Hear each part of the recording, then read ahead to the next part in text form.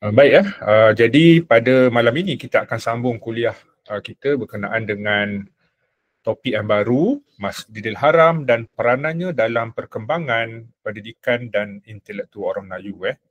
Jadi dalam topik hari ini kita akan belajar berkenaan dengan latar belakang Masjidil Haram dan bagaimana Masjidil Haram ini telah mengambil peranan dalam perkembangan pendidikan dan juga intelek orang Melayu pada awal abad ke-20. Kalau kita lihat secara umumnya lah, kita dah belajar peranan dimainkan oleh Mekah dalam aspek ibadah haji dalam kuliah yang lepas. Kita belajar bagaimana Mekah mainkan peranan penting untuk membentuk tempat dalam mengadakan ataupun terlibat dalam ibadah haji. Jadi pada kali ini kita akan belajar bagaimana daripada ibadah haji berkembang menjadi satu pusat pengajian agama. Ini satu yang unik tentang Mekah. Mekah tidak hanya menjadi tempat untuk belajar ataupun untuk menjalankan kegiatan haji, tetapi dalam masa yang sama Mekah juga menjadi pusat kepada kegiatan pembelajaran agama. Yang mana ini penting sebab daripada Mekah inilah telah membentuk perkembangan pendidikan agama di tanah Melayu, terutamanya apa kita panggil sebagai sistem pondok. Pondok ni bukan main pondok-pondok. Pondok ni adalah satu sistem pendidikan yang mana dalam sistem pondok ini dia ada ulama, ada pelajar dan ada kaedah halaqah digunakan. Halaqah tu bermaksud ada seorang guru di tengah dan ada di kelilingnya adalah para pelajar yang akan terlibat dalam kegiatan pembelajaran. Biasanya pembelajaran adalah secara sahala, bukan secara kita bersoal jawab. Kalau dalam pembelajaran pada hari ini banyak kita bersoal jawab. Jadi dalam konteks ketika itu lebih banyak penglibatannya adalah dalam konteks belajar secara sahala. Ini. Dan paling penting adalah pelajar kena faham, inilah antara sumbangan besar Mekah, bukan hanya tempat menunaikan ibadah haji tetapi juga pada masa sama menjadi pusat pengajian agama. Apabila ulama ni pulang, mereka telah mengembangkan ilmu agama ini, menubuhkan madrasah, menubuhkan pondok. Madrasah itu pengaruh Mesir. Kalau dalam konteks hari ini, pengaruh sistem pondok itu lebih jelas ada pengaruh daripada Masjidil Haram. Masjidil Haram ni merujuk kepada satu tempat. Di Mekah itu dia ada tempat umat Islam menunaikan ibadah haji di Masjidil Haram. Di sekeliling Masjidil Haram ini, kalau tengok dalam slide ini, di sekeliling ini, ni kawasan inilah suatu ketika dulu ada tempat di mana ulama mengajar ilmu dan ada pelajar Melayu yang biasanya amalannya mereka ini menunaikan ibadah haji terlebih dahulu dan umrah, kemudian barulah mendaftar sebagai pelajar di sekeliling Masjidil Haram ini. Dia ada tempat pengajian agama. Di sanalah mereka belajar. Ini adalah gambaran sistem pendidikan di sana dan ini adalah gambar yang menunjukkan ulama-ulama Melayu yang majoriti lulusan daripada Mekah pulang ke tanah air, mereka terlibat dalam mengembangkan pendidikan agama. Ini adalah gambar tokoh-tokoh yang terlibat. Tokoh-tokoh yang terlibat dalam kalau kita lihat di sini, mereka ini terlibat dan merupakan lulusan daripada Mekah. Dan apabila mereka pulang ke tanah air, mereka telah terlibat dalam mengembangkan pendidikan agama.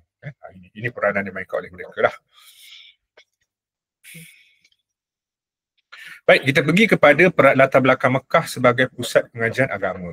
Perkara asal yang pelajar kena faham adalah Mekah ini adalah gambaran bagaimana agama Islam sangat mementingkan kepada ilmu pengetahuan. Kalau Islam tidak mementingkan ilmu agama, maka tak akan ada saranan supaya belajar ilmu agama dan tak ada konsep apa dipanggil sebagai Iqra'. Iqra' ini bukan belajar sebelum baca Quran, kan ada kaedah belajar agama iaitu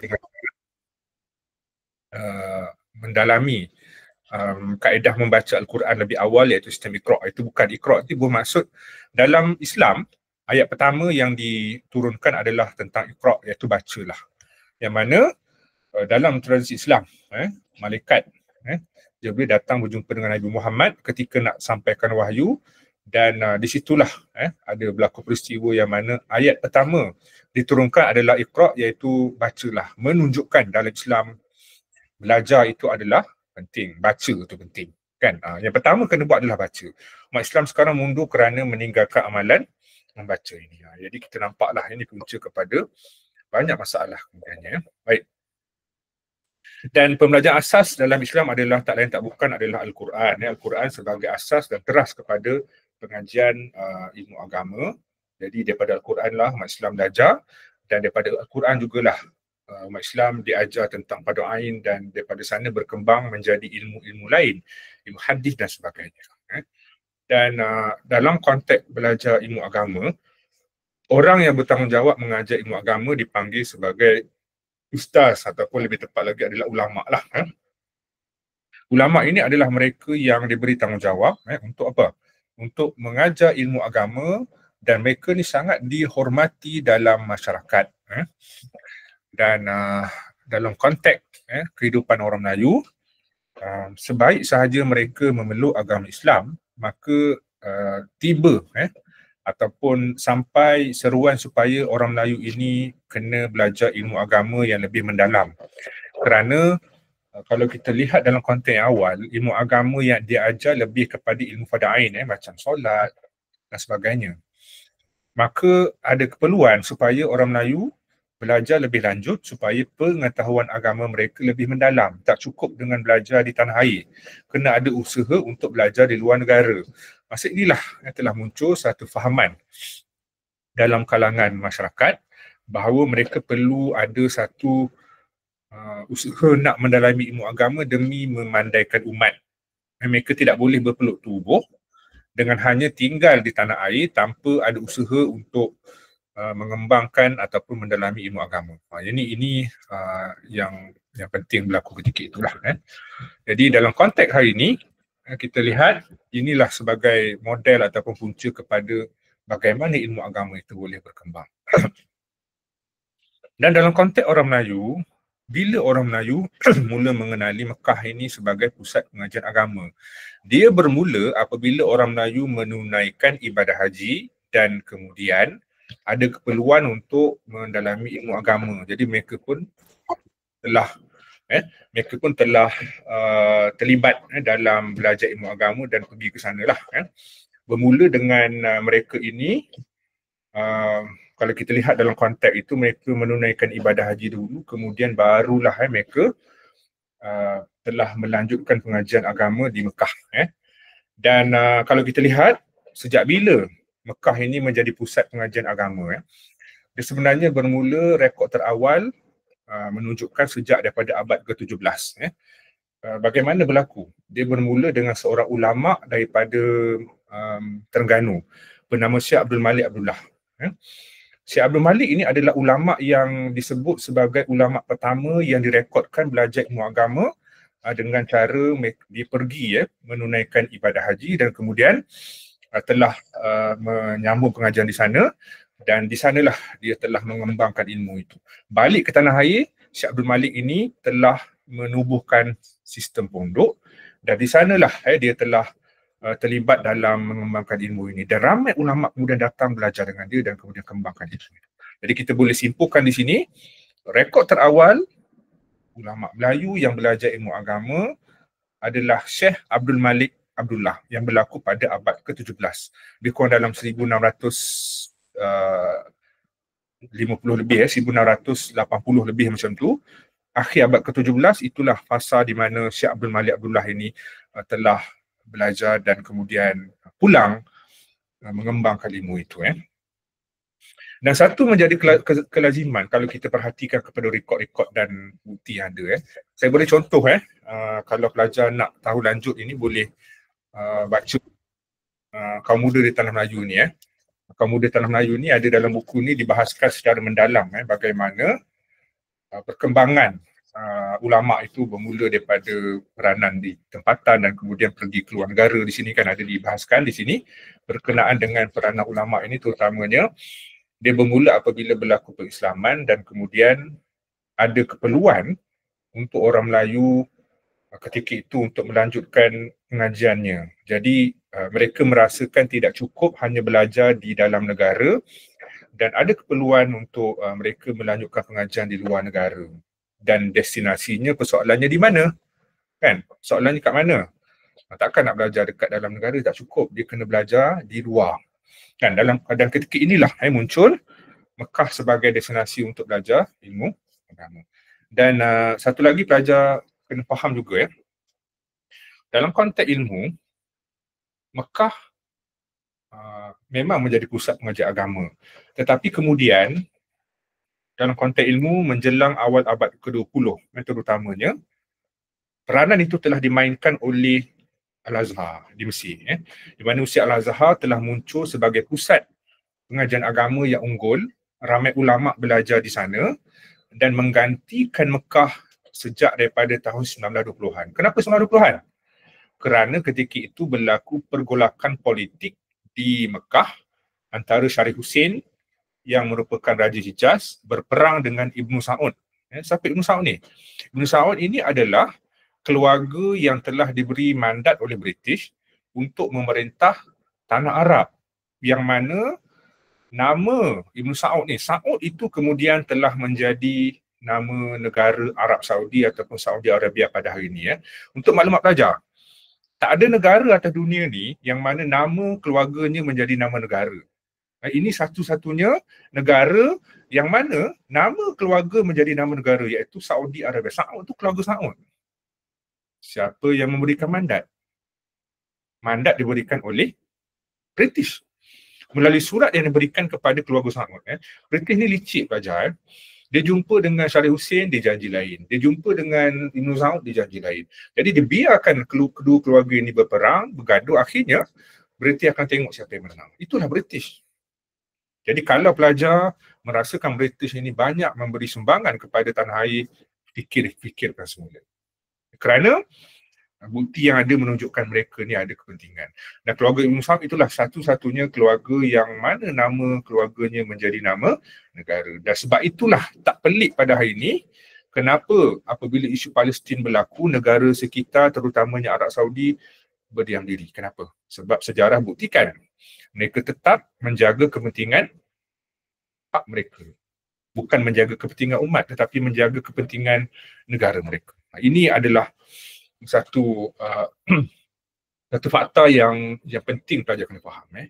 Dalam konteks bila kita faham sejarah ini, kita akan faham kenapa geopolitik pada hari ini sangat menunjukkan setiap negara Arab itu seolah-olah mereka tidak bersatu. Kerana sejarah buktikan mereka memang tak pernah bersatu. Mereka adalah sebuah negara yang sangat fokus kepada kepentingan negara mereka. Kan? Itu dalam konteks luar lah. Dan menjadi kelaziman pula kepada orang Melayu. Biasanya orang Melayu dulu, keluarga yang mampu, dia akan hantar anak ini yang pertama pergi menunaikan ibadah haji dulu. Habis haji, dah dapat title haji, barulah anak ini akan dihantar belajar ilmu agama di sekeliling Masjidil Haram di situ. Ini adalah tradisinya.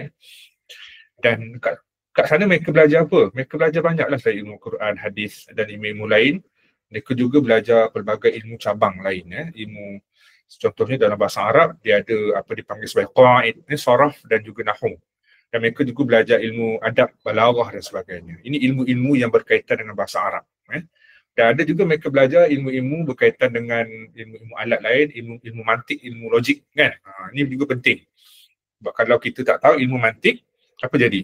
Kita akan mudah ditipu oleh orang-orang yang mengetahui benda ini, ilmu ini. Dan kemuncak kepada orang Melayu yang menunaikan ibadah haji, kita boleh lihat mereka ini secara besar-besaran mereka terlibat ataupun mereka ada terlibat dalam pergi menunaikan ibadah haji ini. Kalau kita lihat berlaku pada awal ataupun berlaku pada akhir abad yang ke-19, kan? Berlaku akhir. Sebab apa? Kenapa abad ke-19? Kenapa? Sebab pada akhir abad 19 kebanyakan keluarga sudah mampu, kerana banyak keluarga dilaporkan dalam rekod-rekod, ada keluarga yang ada harta sikit macam berjiktimah ataupun ada getah dan sebagainya, mereka mampu menghantar anak ke luar negara. Zaman tu belum ada lagi yang hantar anak belajar di Oxford, UK, Australia, US, belum ada universiti, walaupun di UK sudah ada universiti Oxford sejak abad yang ke-13, 14. Tapi bukan menjadi tradisi ya. Yang hantar anak belajar di Eropah adalah keluarga diraja. Antara yang awak adalah keluarga diraja Kedah.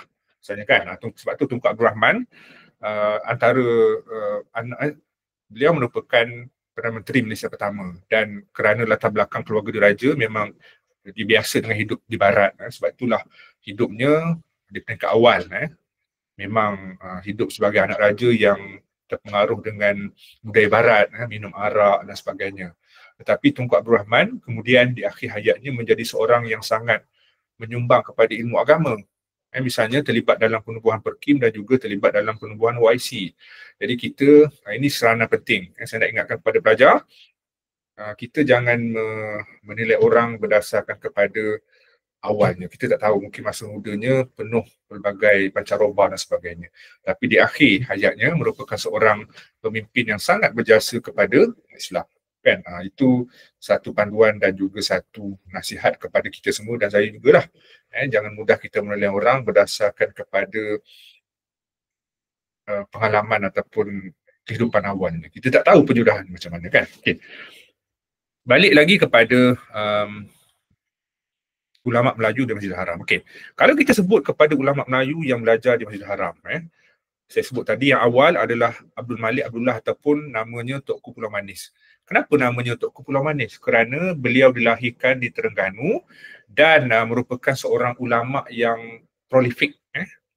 Tunku Pulau Manis, nama sempena tempat dia membesar iaitu di Pulau Manis. Dilahirkan di Ulu Terengganu dan Abdul Malik Abdullah ini adalah seorang ulama yang disebut sebagai keturunan daripada ulama-ulama yang datang daripada Parsi ataupun daripada Iraq. Kerana ada sumber menyatakan keturunannya datang daripada Baghdad. Baghdad ni pusat kepada ilmu zaman kerajaan Bani Abbasiyah dulu. Kan, di Baghdad di sana. Dan satu yang hebat tentang Abdul Malik Abdullah ataupun Tunku Pulau Manis ini, beliau dilahirkan tahun 1650 dan kemudian dilaporkan telah melanjutkan pengajian di Aceh, dan di Aceh ketika itu Aceh ni terletak di Sumatera dan Aceh menjadi pusat kepada perkembangan ilmu tarikat. Tarikat ni apa? Tarikat ni adalah satu kaedah untuk mendekatkan diri dengan agama, dengan Tuhan lah. Tetapi menggunakan cara yang agak berbeza dengan apa yang diajar kepada kita. Mereka menggunakan kaedah zikir dan sebagainya yang kadang-kadang jelas bercanggah dengan apa yang diajar dalam.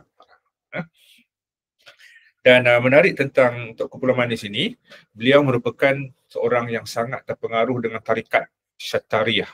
Tarikat ni umumnya bagi saya rasa para pelajar kena berhati-hati kerana banyak tarikat ini yang tariqah ini yang agak bercanggah ataupun tidak ikut kepada Ahlussunnah wal Jamaah kan. Dan beliau kalau lihat kepada Tunku Pulau Manis ini, pengalaman dia belajar di Mekah dia bermula tahun lebih kurang ketika dia umur dalam 20-an, 1680-an something macam tu.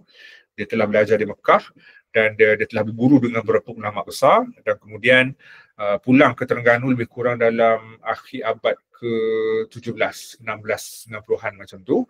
Dan bila pulang ke tanah air, beliau telah menetap di Pulau Manis Terengganu. Daripada situlah nama Pulau Manis itu lekat kepada beliau. Sebab dulu orang tak ada title, datuk ke doktor ke Tan ke apa kan. Jadi biasanya nama seseorang itu akan dilekat atau akan dikaitkan dengan apa? Akan dikaitkan dengan di mana dia lahir dan di mana alma mater dia ataupun di mana tempat dia belajar. Contoh macam awak kan, awak ni contoh ada pelajar yang daripada Kelantan. Contoh namanya kat sini kan, saya ambil ada pelajar yang datang ini, misalnya ada yang ni ada seorang pelajar bernama Fatin Alia, contohlah kan. Jadi Fatin ni dilahirkan di orang Kedah kan, orang Kedah. Dan contoh dia lulusan UKM kan, UKM. Jadi dia akan namanya Fatin Al-Kedahi Al-UKM ni kan, contoh macam tu. Kalau lulusan UM kan, ada pelajar bernama Haris Fitri kan. Haris Fitri dia adalah contoh daripada Kelantan, maka namanya akan dilekat nama Haris Al-Kelantani. Lepas tu kalau dia belajar di Mekah, Al-Maki, kan? Kalau dia belajar dekat Madinah, Al-Madani. Kalau dia belajar Al-Azhar, Al-Azhari. Kalau belajar di India, dia Al-Hindi. Kan itu namanya. Dia akan letak nama asal dia di mana dilahirkan, dan kemudian baru ada nama tempat dia belajar. Itu cara dulu. Sebab dulu tak ada card. This is my card, kan? I'm from alumni of Muslim Malaya. Dia tak cakap macam tu.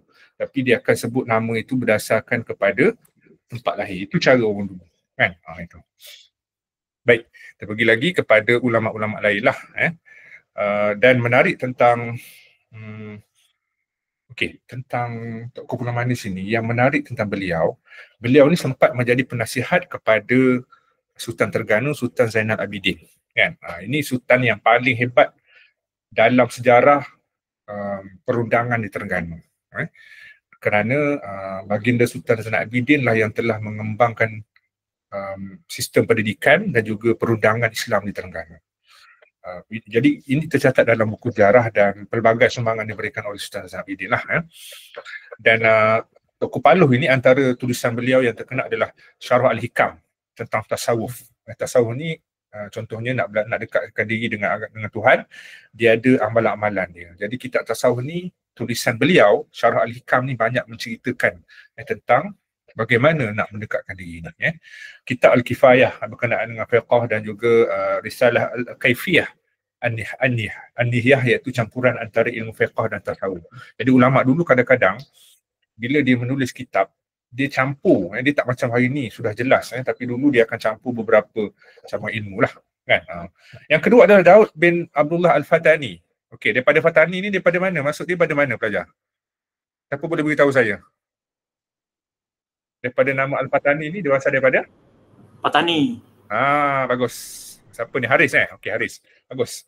Patani. Patani ni dulu, pelajar kena ingat, Patani ni dulu kita sekarang je rasa jauh keluar daripada tanah Melayu. Satu ketika dulu, Patani ni yang terletak di utara Kelantan, yang kita kenal sebagai Golok lah apa semua tu, kan, Aratiwat semua, dulu sebahagian daripada tanah Melayu.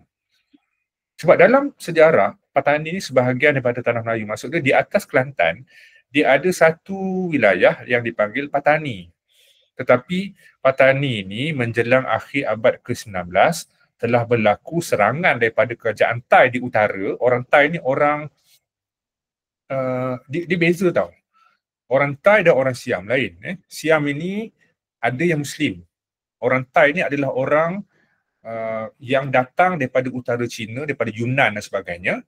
Dia berjerah ke utara dan diwujudkan kerajaan Aitia dan Sukhothai. Kalau belajar sejarah, belajar sejarah Thailand, pelajar akan belajar berkenaan dengan kerajaan Sukhothai yang mengasaskan budaya dan juga falsafah kerajaan Thai hari ini, dan juga kerajaan Aitia yang menggantikan Sukhothai, dan keturunannya memerintah sehingga ke hari ini sampai Raja Mongkut dan sebagainya, Rama 1, 2, 3 semua tu, kan. Itu.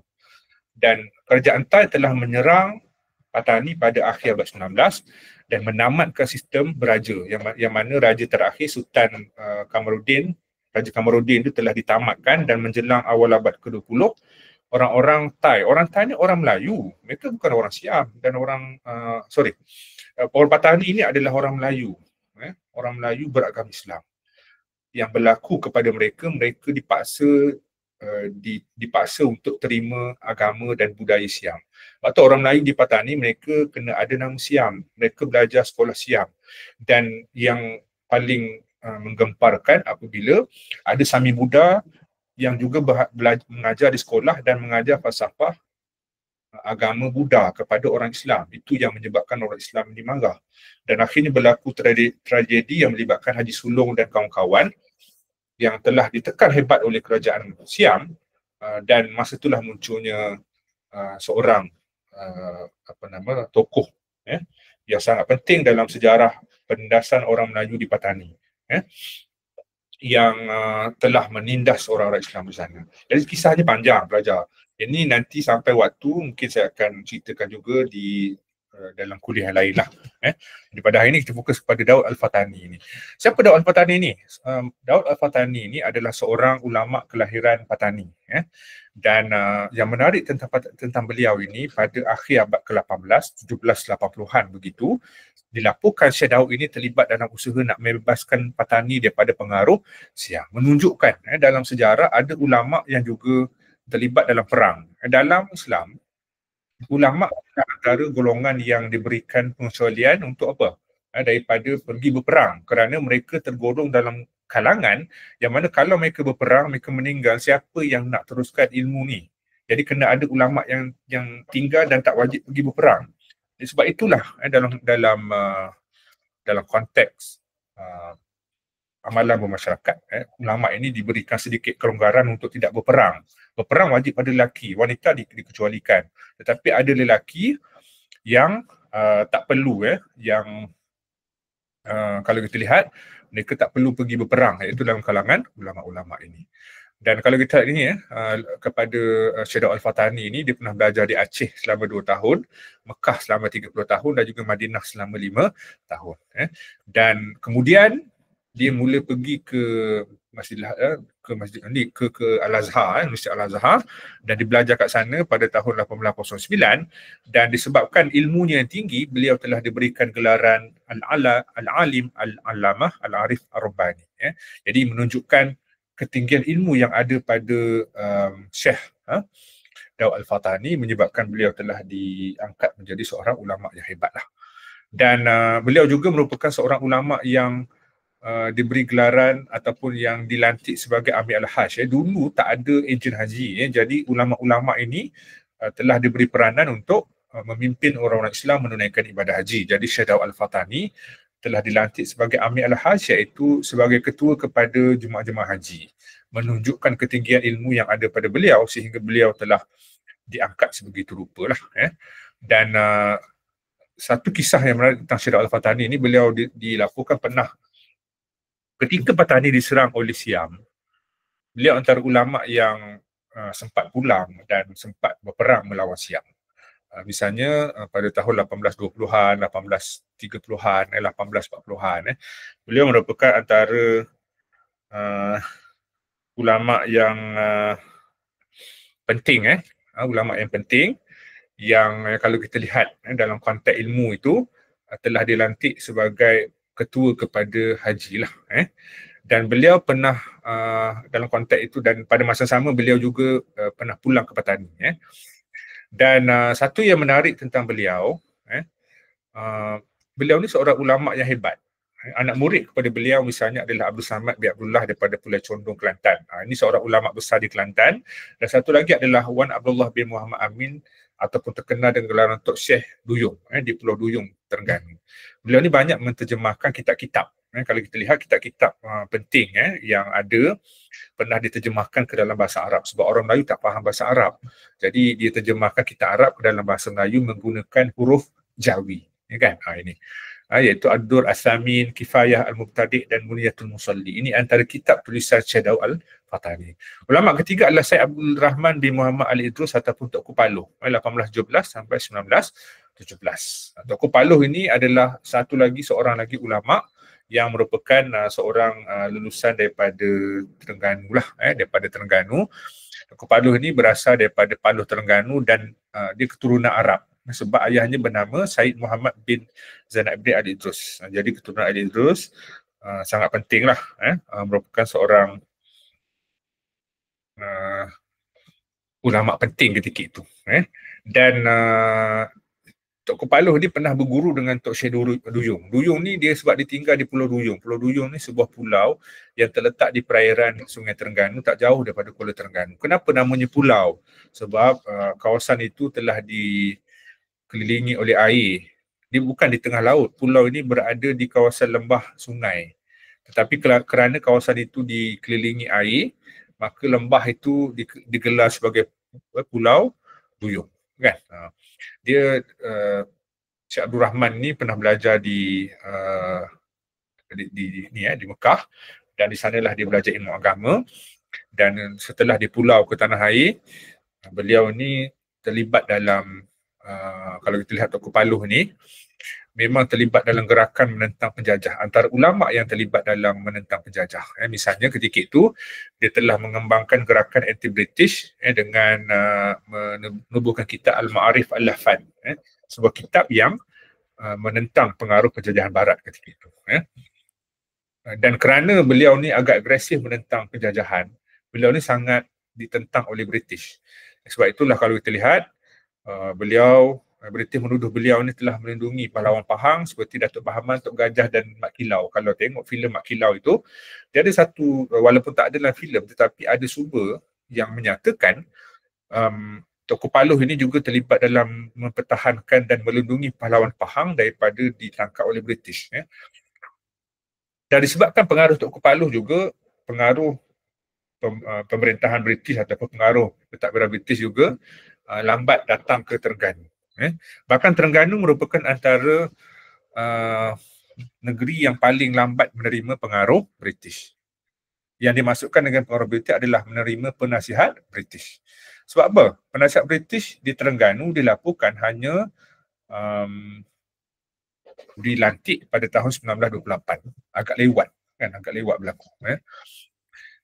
Dan ada kisah bagaimana Tunku Paluh ini telah terlibat dalam berunding dengan British. Yang mana Sultan Zainal Abidin ketiga yang memerintah ketika itu telah melantik Tunku Paluh untuk berunding dengan British. Yang mana ketika itulah telah berlaku beberapa siri rundingan dengan pihak British yang memperlihatkan bagaimana Tunku Paluh ini telah diberikan apa dipanggil sebagai kita panggil sebagai karamah. Karamah ni keramat. Kalau Nabi ada mukjizat, kalau wali-wali ni dia ada keramat, perkara luar biasa yang diberikan kepada orang-orang yang istimewa. Jadi diceritakan bagaimana Tunku Paluh ini terlibat dalam peristiwa berunding dengan British, yang mana Sultan Zainal Abidin mengarahkan Tunku Paluh ini berunding dengan British di kapal British, yang mana kemudian telah berlaku peristiwa yang agak yang dipanggil sebagai karamah apabila Tunku Paluh yang sedang berunding dengan British telah menyengitkan serbannya yang dipakai menyebabkan kapal itu menjadi sengit. Jadi perkara ini telah menimbulkan kehairanan kepada pihak British, yang mana British menganggap Tunku Paluh ini ada ilmu sihir, sedangkan itu kita anggap sebagai karamah lah. Dan akibat daripada kegagalan rundingan pertama, maka rundingan kedua telah diadakan di rumah Tunku Paluh, yang mana ini sebenarnya telah berlaku satu lagi peristiwa karamah apabila pegawai British yang terlibat mengadakan rundingan dengan pihak Tunku Paluh di rumah Tunku Paluh dilaporkan tiba-tiba, ini kisah yang popular jugalah, bagaimana ketika itu pegawai British yang terlibat dia cuba nak bangun daripada kerusi Tunku Paluh, rumah Tunku Paluh, maka tak boleh, tiba-tiba kerusi itu terlekat di punggungnya. Jadi menyebabkan berlaku kejutan dan pihak British menganggap ini sebagai satu ilmu sihir. Sedangkan dalam Islam, kita percaya orang-orang yang hebat dan alim ni mereka ada apa dipanggil sebagai karamah. Dan akibat peristiwa ini menyebabkan serangan British terhadap Terengganu telah terbantut apabila ketika itu British nampak ribuan pahlawan yang terlibat dan bagaimana apa yang berlaku ketika itu telah berlaku karamah apabila Tunku Paluh telah dengan ilmu yang ada telah membuat serangan terhadap British, dan British nampak seolah-olah ada banyak pahlawan di depan, sedangkan tak berlaku sedemikian. Hanya ada beberapa ulama tentera, tetapi di mata pihak British dia nampak seolah-olah ramai tentera yang terlibat. Dan akibat daripada peristiwa itu, maka proses meletakkan pegawai British atau penasihat British ini berlaku dengan agak lewat hanya pada tahun 1917. Itu pun setelah kematian Tunku Paluh. Jadi kehadiran Tunku Paluh melambatkan kedatangan ataupun pelantikan penasihat British. Okey, yang lain adalah Syekh Ahmad bin Muhammad Zain Al-Mustafa Al-Fatani, juga seorang lagi ulama hebat daripada Patani. Syekh Ahmad ni merupakan seorang yang lahir di Patani dan dulu tradisi belajar agama dia akan belajar dengan ayah dia. Seorang ulama besar biasanya anak juga akan mewarisi kehebatan ayahnya. Jadi apa berlaku dia belajar dengan ayah dia sebelum ayahnya mengambil keputusan menghantar Syekh Wak Ahmad ni ke Mekah untuk belajar ilmu agama. Dan dia pernah belajar juga di beberapa tempat di Masjidil Haram dan Kahirah, dan kemudian menjadi ulama cemerlang, ulama yang hebat di Masjidil Haram pada tahun 1870-an. Dan kemudian dia Syekh Wan Ahmad juga dianggap sebagai orang Melayu pertama yang direkodkan pernah belajar di Masjid Al-Azhar pada tahun 1875. Dan kemudian ramai juga yang telah berguru dengan beliau setelah beliau pulang ke tanah air seperti Tuan Tabal, Tok Kenali dan sebagainya. Tok Kenali ini ulama yang hebat daripada Kelantan.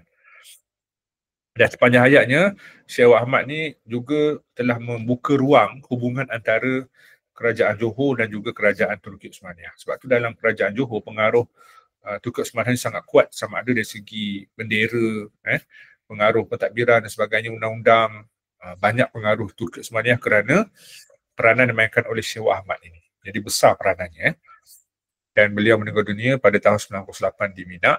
Dan kalau ulama daripada Sumatera seperti Syekh Abdul Rauf Singkil yang datang daripada Aceh dan pernah belajar di Mekah, dan beliau banyak menulis kitab-kitab tasawuf dan sebagainya, termasuklah Syarah Hadis 40 yang popular. Yang berikutnya adalah Syekh Abdul Samad Al-Palimbani. Singkil ni adalah satu tempat di Aceh. Kalau Abdul Samad Al-Palimbani dia pada Palembang, dilahirkan di Palembang dan keturunan Arab, dan dia belajar di Mekah tahun 1760-an dan pulang ke tanah air. Dia ni terkenal dengan ideologi Abdul Samad Al-Palimbani ni, ideologi anti penjajah, anti Belanda.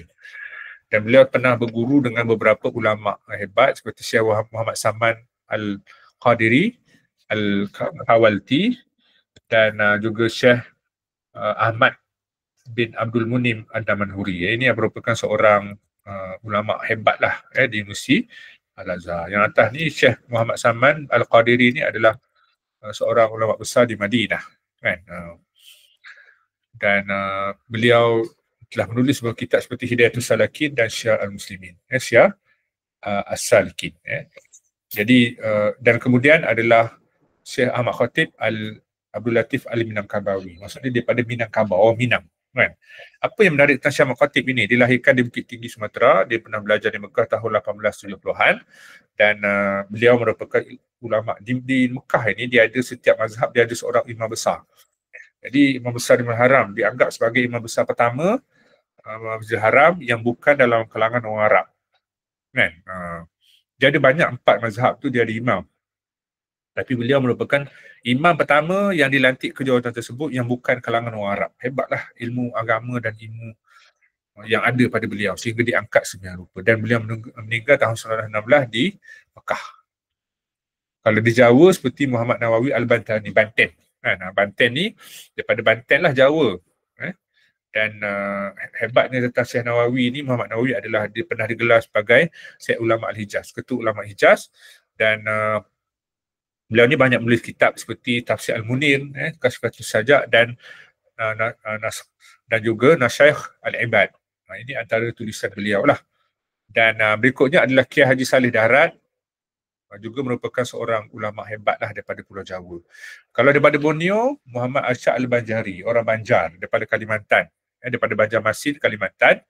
Dan Syekh Muhammad Arsyad ni pernah menjadi anak angkat kepada Sultan Banjar, iaitu Sultan Tahilullah. Jadi ini memberi ruang kepada beliau untuk mendalami ilmu agama dan keluar daripada kelompok itulah. 1739 beliau belajar di Mekah dan Madinah selama 35 tahun, ketika berusia 35 tahun. Dan di sana belajar tarikat, dan beliau hanya pulang ke Banjarmasin tahun 1772. Jadi dan dilantik sebagai kadi lah. Kitab tulisan beliau yang terkenal adalah Sabilatul Muhtadin, Tufatul Raghibin, dan juga Kitabul Faraid. Dan beliau meninggal dunia tahun 1812. Ini sedikit sebanyak latar belakang yang melibatkan Syekh Muhammad Arsyad Al-Banjari. Yang kemudian adalah Osman bin Abdul Wahab As-Sarawaki. Ini orang Sarawak. Dilahirkan di Kampung Sinjan, Sarawak. Sarawak ni sebenarnya ada orang Bumi Putera Sarawak, orang Melayu Sarawak ini memang pengaruhnya agak kuat di Sarawak, kan. Jadi sebab itulah dia tengok ramai orang Melayu ada di sana, tapi mereka ni Muslim ramainya, majoriti lah. Dan Osman ni, Syekh Osman ni daripada keturunan bangsawan di Jawa, dan dia belajar di Mekah tahun 1881 ketika berusia 17 tahun. Dan kemudian selepas itu kerana kefasihan dan kehebatan beliau diangkat menjadi pengajar di Mekah. Dan beliau ada beberapa orang anak murid dan sebagainya lah. Terkenal adalah Hamka. Hamka pernah berguru dengan Syekh Osman bin Abdul Wahab Al-Sarawaki. Jadi ini satu yang istimewa. Hamka kita tahu seorang penulis yang prolifik, yang banyak menulis kitab, buku dan sebagainya. Jadi Syekh Osman ni banyak menulis kitab, antaranya Hasyiah Minhaj, Tarjuman Misbah. Dan beliau ni meninggal dunia di Mekah tahun 1921. Okey, ini makam Tuanku Pulau Manis. Tanah perkuburan Tuanku Pulau Manis. Terpaksa tanah perkuburan ini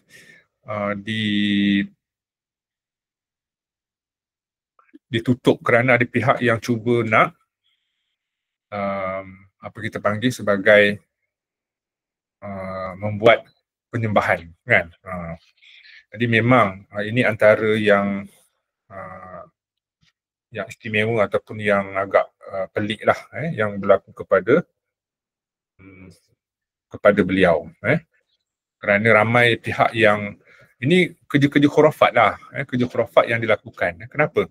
Sebab mereka ini telah buat kerja-kerja khurafat dengan cara apa?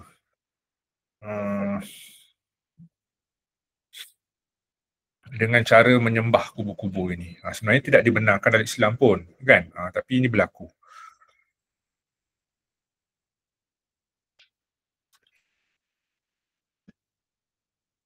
Okey, kita pergi kepada peranan Mekah dalam bidang pendidikan dan kegiatan intelek. Okay, yang pertama, kita pergi peranan pertama adalah Mekah sebagai pusat pengajian agama. Ini merujuk kepada beberapa orang ulama yang pernah melanjutkan pengajian di Mekah. Jadi Mekah itu sendiri peranan pertama sebagai pusat pengajian ilmu agama. Mekah bukan hanya menjadi tempat menunaikan ibadah haji, tetapi pada masa yang sama, Mekah juga menjadi pusat pengajian ilmu agama. Dan ulama pertama yang dilaporkan belajar di Mekah adalah Abdul Malik bin Abdullah ataupun Tuanku Pulau Manis. Dan beberapa ulama lain, ada ulama lain juga terlibat. Kalau kita lihat di sini, ulama lain seperti Syekh Abdul Rahman bin Muhammad Idrus, Tuanku Paloh, Syekh Al-Fatani, Syekh Ahmad Muhammad Zid Al-Fatani dan beberapa ulama lain. Tanah Melayu juga belajar di sana. Jadi yang penting adalah belajar kena faham bagaimana Mekah ini menjadi pusat pengajian ilmu agama. Kerana kedudukannya sebagai pusat pengajian ilmu yang penting, jadi ulama-ulama sama ada daripada Tanah Melayu ke, daripada Sumatera ke, daripada Jawa ke, daripada Borneo ke, belajar di sana. Dan kaedah belajar di sana adalah secara bertalaki. Ada seorang guru yang duduk di tengah dan anak murid mengelilingi guru dalam bentuk bulatan. Itu cara dipanggil sebagai talaki, berguru dengan cara mengelilingi guru, kan. Dan ulama-ulama daripada Jawa, daripada Borneo yang kita dah belajar tadi, kitab Mirajul Labid, kan. Yang kedua adalah Mekah sebagai pusat percetakan karya Melayu. Ini juga satu yang penting dalam menggerakkan kegiatan intelek orang Melayu. Apabila Mekah menjadi pusat percetakan, Mekah ini terlibat ataupun menjadi pusat kepada mencetak karya-karya Melayu. Ini kita boleh kaitkan dengan peranan dimainkan oleh beberapa syarikat yang banyak mencetak kitab dalam bahasa Melayu bertulisan Jawi di Mekah. Dan kitab ini kemudian telah dibawa pulang dan juga kemudiannya telah dijual kepada orang tempatan. Dan kitab ini kitab-kitab yang dianggap kitab kuning lah. Kitab kuning ni kitab yang bertulisan Arab itu yang kertasnya berwarna kuning. Sebab terbang kitab kuning. Dan kitab ini telah dicetak di Mekah sebelum dibawa ke Tanah Melayu untuk dijual. Dan ada beberapa syarikat percetakan pusat percetakan yang telah ditubuhkan oleh orang Melayu di Mekah. Antaranya adalah Maktabah Al-Fataniyah yang ditubuhkan oleh Syekh Muhammad Al-Fatani yang berpusat di Qasasiyah. Dan yang kedua, dan beberapa maktabah ataupun syarikat percetakan yang lain. Misalnya ada juga beberapa syarikat percetakan seperti Pusat Percetakan Al-Jeddah yang mencetak kitab-kitab dalam bahasa Melayu iaitu Maktabah Asy-Syekhiyah dan juga Maktabah Al-Karimiyah yang juga banyak mencetak karya-karya Melayu. Dan ini menunjukkan pentingnya Mekah itu sebagai pusat perkembangan kegiatan intelek. Kerana bila ada syarikat percetakan, banyak kitab-kitab tulisan-tulisan ini banyak dapat dicetak dan diedarkan. Jadi bila pengedaran itu tinggi, maka keberengkalian ulama-ulama, orang-orang tempatan ni belajar ilmu agama ni tinggilah.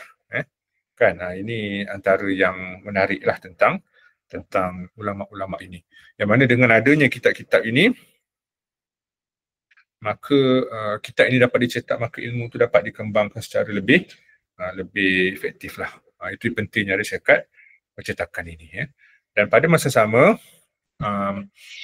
Mekah juga menjadi pusat perkembangan kegiatan intelek. Kenapa?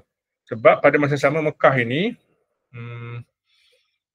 penting kerana dikaitkan dengan ada sejumlah lulusan Mekah ini yang terlibat dalam perbahasan intelek dalam konteks memberikan pandangan dalam perbahasan ilmu agama dan pelbagai cabang ilmu lain.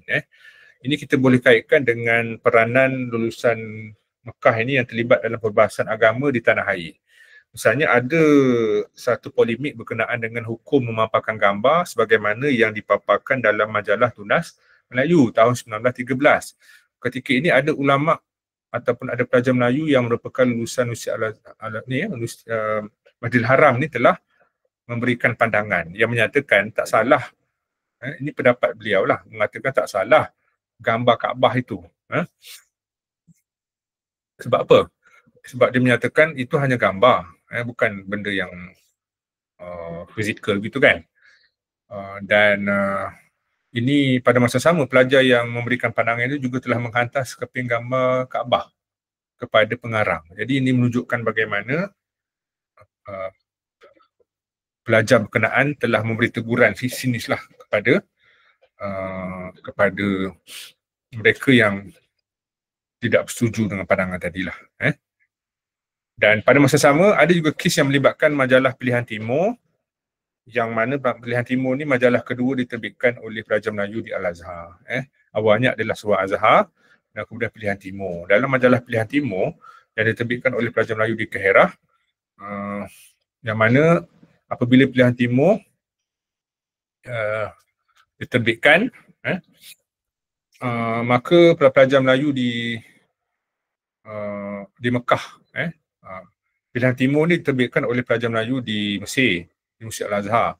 Tapi pelajar Melayu di Mekah telah bukan saja mengucapkan tahniah, juga telah mengalu-alukan penerbitan yang dianggap sebagai satu usaha penting untuk memandangkan bangsa.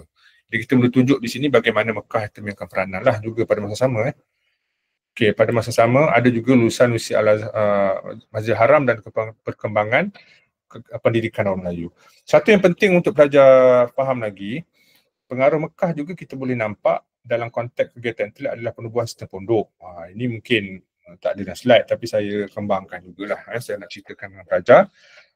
Juga kena ceritakan bagaimana Mekah ini telah memperkenalkan sistem pondok, iaitu sistem talaki, guru di tengah dikelilingi oleh pelajar dan kaedahnya lebih kepada hafalan.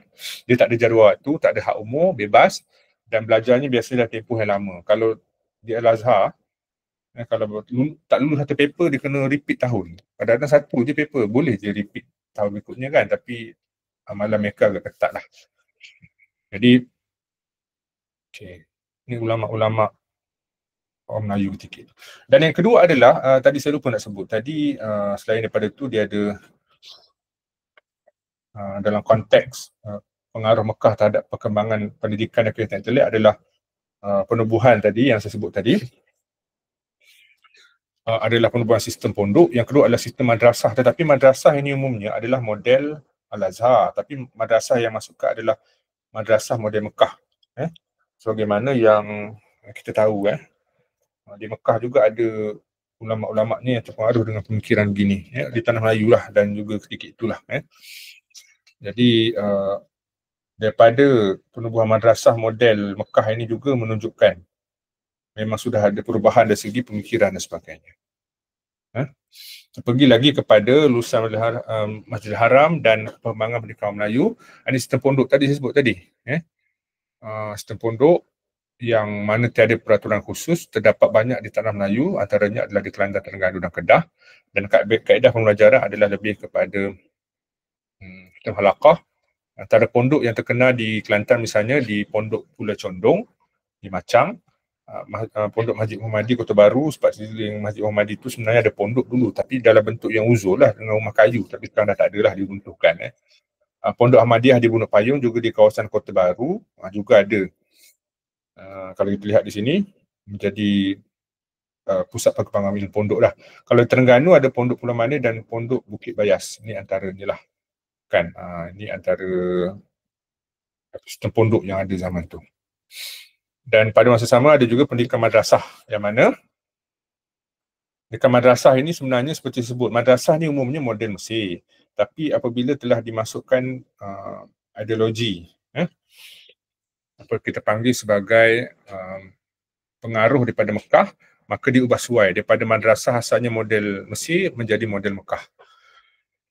Dan sistem madrasah ini biasanya dia agak berbeza dengan sistem pondok. Apabila madrasah ini dia ada sistem silibus yang tetap, ada jadual kemasakan, ada jadual kemasukan dan ada jadual waktu.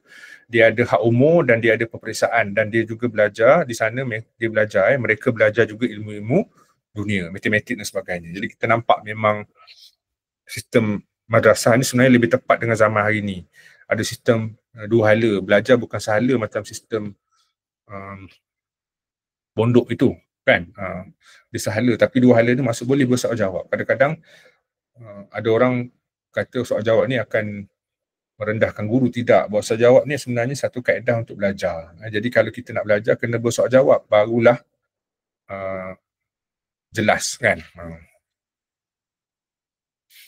Dan model madrasah ketika itu adalah model Mekah, dan Mekah pada masa sama juga menjadi tumpuan pelajar Melayu yang mana kalau kita lihat memang berlaku beberapa masalah, tapi sebenarnya jelas mereka ni sangat committed lah dengan sistem pondok yang dan juga sistem madrasah yang diamalkan. Okay, dan pada masa sama ada juga